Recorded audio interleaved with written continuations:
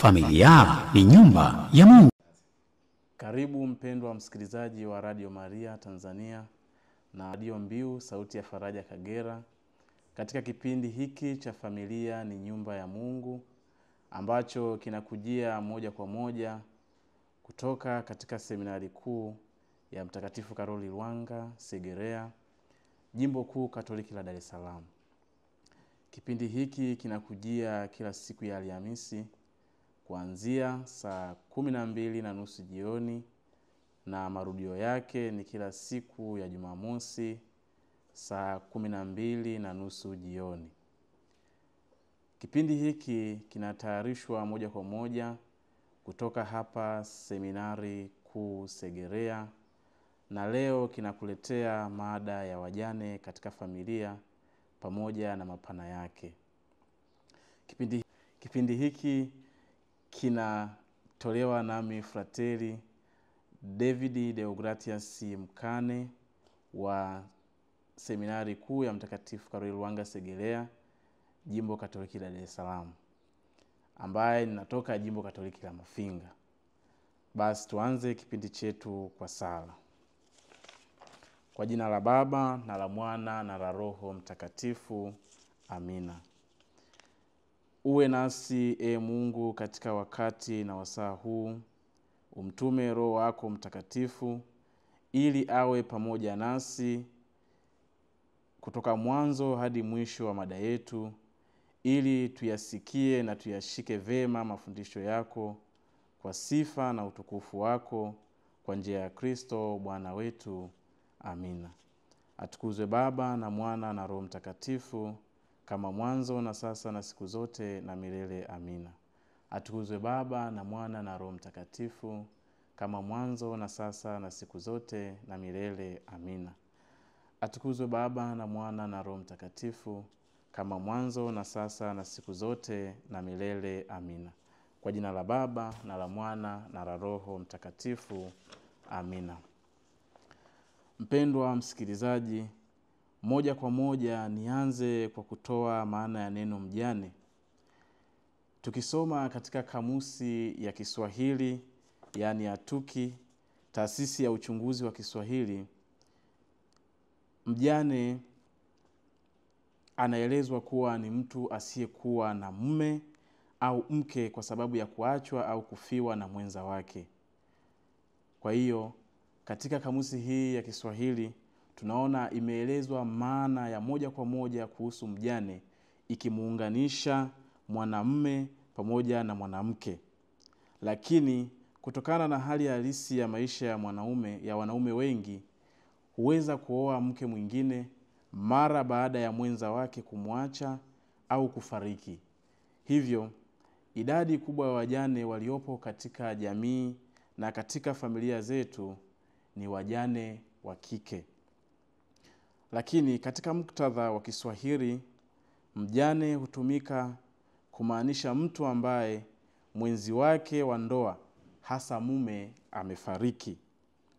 Kwa hiyo kulingana na jamii yetu ya Kiswahili, basi tunaweza tukaachana na maana ya mjane akimaanishwa mwanaume, basi tujikite zaidi katika maana ya mjane tukimaanisha kwamba ni mwanamke ambaye amefiwa na mume wake.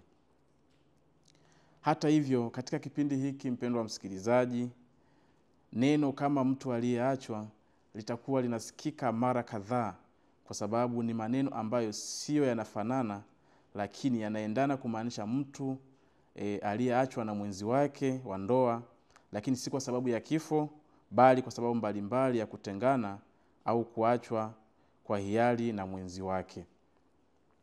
Mpendwa msikilizaji, baada ya kutazama maana ya neno mjane, sasa tutazame sababu ya kuongezeka kwa wajane katika familia. Wajane wengi katika familia wanatokana na sababu mbalimbali ambazo zinaweza kugawanywa katika makundi mengi na sababu zikawa nyingi, lakini basi nimeweza kuainisha sababu kuu msingi 3 ambazo zinapelekea kuongezeka kwa wajane katika familia zilizo nyingi hapa ulimwenguni. Mosi, sababu ya kwanza inayopelekea wajane wengi kuongezeka katika familia mbalimbali za Kikristo hapa ulimwenguni ni kifo cha mwenza. Kifo ni sababu kuu inayosababisha watu kuwa wajane. Hali hii inaweza kutokana na magonjwa mbalimbali. Na magonjwa mbalimbali ambayo yameainishwa na wataalamu wengi ambayo yanapelekea kifo cha wanaume katika familia au katika ndoa mbalimbali ni magonjwa, kwa mfano magonjwa ya moyo, magonjwa ya saratani, magonjwa ya kisukari, magonjwa ya kupumua pamoja na magonjwa ya kuambukiza. Pia ajali au matatizo mengine ya kiafya. Katika jamii nyingi na utafiti uliofanywa na wataalamu mbalimbali wa afya, wanaume mara nyingi wana umri mfupi wa kuishi kuliko wanawake. Sababu kubwa inayozungumzwa na wataalamu wa afya na watafiti mbalimbali inaweza kuwa ni kutokana na mtindo wa maisha ya wanaume ambao umejaa pilika za hapa na pale, tofauti kidogo na wanawake. Hivyo kupelekea idadi kubwa ya wajane kuongezeka.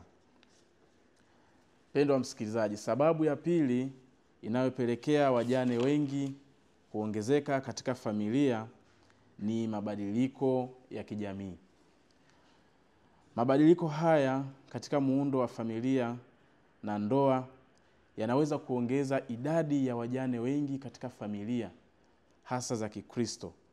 Kwa mfano, ongezeko la taraka kwa baadhi ya jamii na kuwepo kwa mahusiano ya muda mrefu ambayo hayana ndoa rasmi yanaweza kusababisha watu wengi kuwa wajane. Na hapa tunaona msimamo mkubwa wa kanisa ambao umejikita katika maandiko matakatifu katika kuendelea kusimamia ongezeko la taraka kwa baina ya familia mbalimbali hapa ulimwenguni.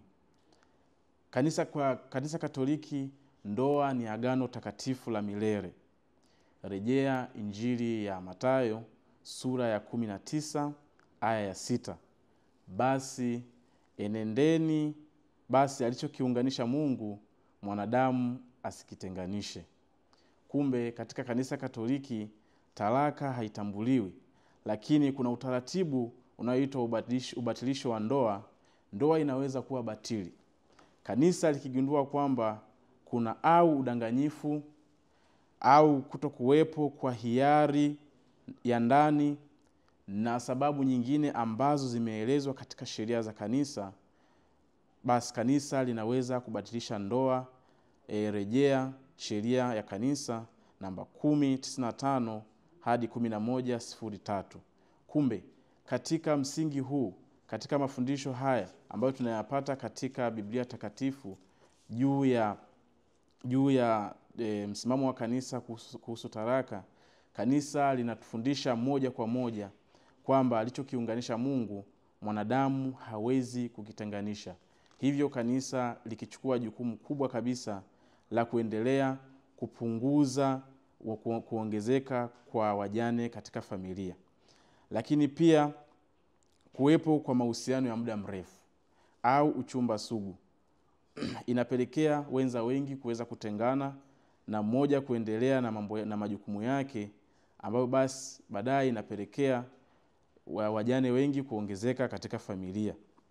Na hii kanisa linatukumbusha katika sheria yake ya kanisa namba 1063, ikiwasisitiza wachungaji wa kiroho au mapadre kuandaa wanandoa kwa majukumu na hali zao mpya za maisha ili waweze kujiandaa vema katika majukumu hayo ambayo wataenda kuyakabiri kwa kulea familia zao. Na hivi kanisa linatukumbusha moja kwa moja kwamba tuna wajibu wa kuendelea kupunguza ongezeko hili la kuongezeka kwa wajane wengi katika familia. Sababu ya tatu, mpendwa msikilizaji, ni pamoja na vita na migogoro. Vita na migogoro ya kisiasa husababisha vifo vingi, hasa kwa wanaume ambao mara nyingi wanahusika katika vita. Hii inasababisha ongezeko la wajane katika maeneo yaliyoathiriwa. Sababu hii ya vita na migogoro iliainishwa katika wosia wa kitume uliotolewa na Baba Mtakatifu Yohane Paulo wa pili mwaka 1995 kwa kanisa barani Afrika, au kwa Kilatini tunaweza tukasema Ecclesia in Africa, katika aya ya 40 ambayo inazungumzia juu ya mateso mbalimbali yanayotokana na vita vya wenyewe kwa wenyewe, vita vya baina ya makabila, ambao mababa maaskofu waliainisha juu ya ongezeko la vita vya makabila kwa makabila ambao vinapelekea ugumu wa utume barani Afrika, na hata hivyo kupelekea kuongezeka kwa vifo vingi vya wanaume ambavyo vinasababisha wajane kuwa wengi katika familia. Pendwa msikilizaji, maisha ya wajane yanaweza kuwa magumu sana kutokana na changamoto. Hivyo nikusii basi uendelee kubaki nami ili nipate kukueleza changamoto ambazo wajane wanakumbana nazo. Mosi, changamoto ya kwanza ni umasikini. Takribani nusu ya wajane duniani wanaishi katika hali ya umasikini. Mara nyingi wanakabiliwa na ukosefu wa rasilimali za kiuchumi baada ya kupoteza wenzi wao, hasa ikiwa walitegemea kipato kutoka kwa wenzi wao. Kumekuwa na kasumba ya ndugu kugawana mali zote za marehemu na kuwaacha wajane wakihangaika kulea watoto katika hali ya umasikini. Na hii inajionyesha katika familia nyingi na katika baadhi ya makabila katika familia zetu, kwamba baada ya mwanamume kufariki katika familia fulani, basi ndugu wa familia hiyo huwa wanaweza kugawana mali mbalimbali ambazo zilikuwa zinamilikiwa na familia hiyo, na baadaye kumwacha mwanamke akihangaika, na baada ya hapo inapelekea umasikini katika familia hiyo. Lakini sababu ya pili ama changamoto ambayo wajane wanakumbana nayo ni ubaguzi. Mpendwa msikilizaji, wajane mara nyingi wanakumbana na ubaguzi ndani ya familia zao au jamii zao. Hii inaweza kujidhihirisha kupitia ukosefu wa msaada wa kifedha au kijamii kutoka kwa jamaa zao. Na hii pia inajionyesha katika familia mbalimbali, kwamba baada ya mume kufariki katika familia, basi mwanamke mara nyingi huwa anaweza kubaguliwa kwa sababu anakuwa hana kitu, na hivi kuacha familia ikiteseka na kuacha watoto kutopata malezi bora katika familia hiyo. Lakini changamoto ya tatu ni ukosefu wa fursa za kiuchumi. Wajane wadogo mara nyingi wanakabiliwa na changamoto kubwa kama vichwa vya familia bila msaada wowote. Wanahitaji kubeba majukumu mengi kama wazazi, huku wakikosa fursa za kikazi zinazoweza kuwasaidia kiuchumi. Na hii hupelekea malezi hafifu ya watoto na familia mbalimbali za Kikristo kudidimia. Mpendwa msikilizaji, kama basi ndo unawasha redio yako, kipindi hewani ni mada ya wajane katika familia, pamoja na sababu za wajane kuwa wengi na maisha yao kwa ujumla. Ninaendelea na changamoto ya 4 ambayo inawakumba wajane wengi katika familia.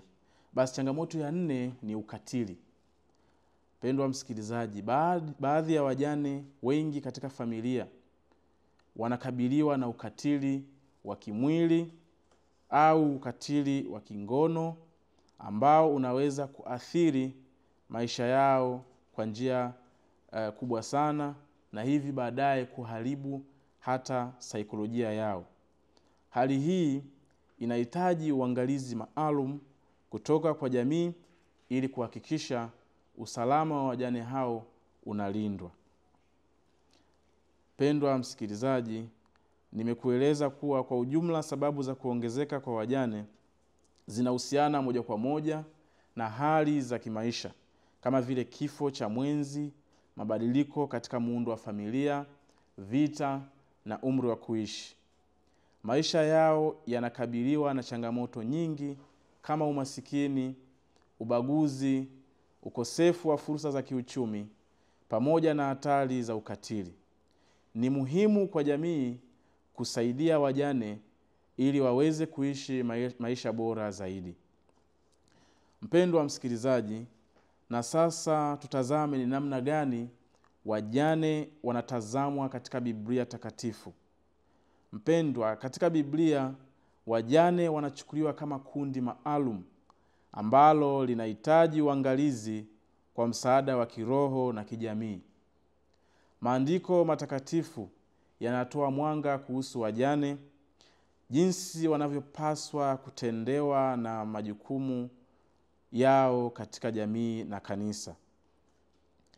Maandiko matakatifu yanasisitiza umuhimu wa kuwaheshimu wajane walioachwa pekee. Tukisoma katika waraka wa kwanza wa Mtume Paulo kwa Timotheo sura ya 5 aya ya 3 mpaka ya 16, kuna maelezo ya kina kuhusu wajane ambao wanastahili heshima na msaada. Wajane ambao wana watoto au wajukuu wanapaswa kutunzwa na familia zao kwanza kabla ya kutegemea msaada kutoka kwa kanisa. Kwa kuwa jambo hilo anatuambia Mtume Paulo kuwa linakubalika kwa Mungu. Hii inasisitiza wajibu wa familia kwanza katika kutunza wazazi pamoja na wahenga wao. Mpendwa msikilizaji, hata hivyo maandiko matakatifu yanasisitiza kuwa mwanamke ambaye ni mjane kweli, ambaye ameachwa peke yake, anapaswa kumtegemea Mungu kwa sala na maombi usiku na mchana. Rejea waraka wa kwanza wa Mtume Paulo kwa Timotheo sura ya 5 aya ya 5. Hata hivyo, maandiko yanasisitiza kuwa wajane vijana hawapaswi kuingizwa kwenye orodha ya wajane wanaohitaji msaada wa kanisa kwa sababu ya hatari ya kuanguka katika tamaa za kimaumbile ambazo zinaweza kuwafanya watake kuolewa tena. Hivyo, wajane ambao ni vijana wasisitizwe kufanya kazi kwa bidii ili kuihudumia familia. Rejea waraka wa kwanza wa Mtume Paulo kwa Timotheo sura ya 5 aya ya 11 hadi ya 12. Sasa basi, tuone sifa za mjane anayehitaji msaada. Mpendwa msikilizaji, inashauriwa kwamba mjane anayestahili kusaidiwa lazima awe amefikia umri wa miaka 60, awe mke wa mume mmoja na kuwa na sifa nzuri za matendo mema kama vile kulea vizuri watoto, kuwakaribisha wageni nyumbani mwake, kuwasaidia wenye taabu na kufanya matendo mema kwa bidii. Rejea waraka wa kwanza wa Mtume Paulo kwa Timotheo sura ya 5 aya ya 9 hadi ya 10. Kuwa mwenye thamani katika jamii ya Kikristo. Na kulingana na sifa hizi basi Mtume Paulo anatufundisha na anawakumbusha wajane wote kuwa ni watu ambao hawajatengwa, ni watu ambao wanakumbukwa kwa utume wao katika kanisa. Wajane wanathaminiwa na wajane wanapewa kipaumbele, kwamba wao wamefanya utume mahususi katika kanisa, na kanisa linawakabidhi utume mkubwa kwamba wazingatie kuwa wake wa mume mmoja na kuwa na sifa nzuri za matendo mema, kama vile kulea watoto wao vizuri, yaani kuandaa kanisa la baadaye, na kuwakaribisha wageni nyumbani, kuwa wakarimu kwa wageni, kuwasaidia wenye taabu mbalimbali, wanaohangaika na shida mbalimbali pamoja na magonjwa. Lakini pia wajane wanapewa utume pia wa kutenda mema kwa bidii. Na hivi basi kanisa, Mungu anawakabidhi utume mkubwa katika familia. Mungu anawakabidhi utume mkubwa katika kutenda mema, katika kujali watu na katika kuwasaidia wenye taabu mbalimbali. Hivyo basi wewe mjane unayenisikiliza, uone kwamba kanisa limekupa majukumu mazito ya utume, ya kusaidia kulea watoto, kuandaa kanisa la baadaye ili liweze kuja kuwafaa watu na kuendeleza utume ambao Kristo alitukabidhi. Mpendwa msikilizaji, maandiko matakatifu yanaonyesha kwamba wajane wanahitaji ulinzi maalum kutokana na hali zao ambazo zinaweza kusema kwamba ni ngumu, lakini kanisa linaweka baina kwamba mjane ni mtu mwenye thamani ambaye anahitajika katika kanisa ili aweze kulisaidia kanisa katika utume wake uliotukuka. Kwa mfano, tukisoma katika waraka wa Yakobo sura ya 1 ya 27, tunaona kwamba dini iliyo safi mbele za Mungu ni kuwasaidia yatima na wajane katika dhiki zao na katika matatizo yao. Hivyo basi, kulingana na hii hali ambayo wajane wao wanaonja kwamba ni watu wa kwanza kupewa msaada, hivyo basi kanisa linatukumbusha kwamba wajane wana jukumu hilo zito pia la kusaidia familia, kusaidia kumtangaza Kristo katika familia mbalimbali huko majumbani.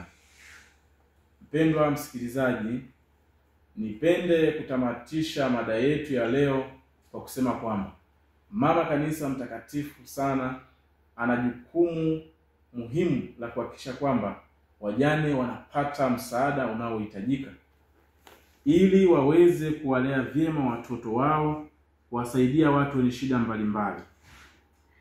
Kwani tukisoma katika kitabu cha Matendo ya Mitume sura ya 6 aya ya 1 hadi ya 7, kuna mfano wa jinsi kanisa la awali lilivyokabiliana na malalamiko kutoka kwa wajane waliosahauliwa katika huduma za kila siku. Hii inaonyesha umuhimu wa kujitolea kwa ajili ya huduma kwa wajane ili kuhakikisha hawasahauliki, na wajane hao wanatumika kama chombo cha uinjilishaji cha kuendeleza kazi ya kuhubiri Injili kama anavyotuagiza Kristo. Kwa hivyo Biblia inatufundisha kuwa wajane ni sehemu muhimu ya jamii yetu ambayo inahitaji heshima, inahitaji msaada, inahitaji ulinzi na inahitaji kuwajali na kuwakumbusha kwamba wanalo jukumu la kuendeleza kazi ya Kristo. Ni jukumu letu kama waumini wa Kristo wa kanisa Katoliki kuhakikisha tunawasaidia wale walio katika hali hiyo ngumu. Basi mpendwa msikilizaji wa Radio Maria Tanzania na Radio Mbiu Sauti ya Faraja Kagera, hadi kufikia hapo ndiyo tumefika tamati ya kipindi chetu cha Familia ni Nyumba ya Mungu kwa siku ya leo. Naamini umejifunza mengi. Usikose kuungana nami tena siku nyingine, muda na wakati kama ilivyokuwa leo. Ulikuwa nami Frateri David Deogratias Mkane kutoka Seminari Kuu ya Mtakatifu Karoli Lwanga Segerea, Jimbo Kuu Katoliki la Dar es Salaam. Ikiwa una maswali, maoni au ushauri, naomba utuandikie ujumbe wako mfupi wa maandishi kwenda namba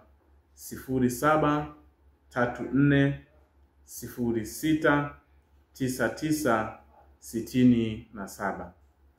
Na sasa tuhitimishe kipindi chetu kwa sala. Kwa jina la Baba na la Mwana na la Roho Mtakatifu.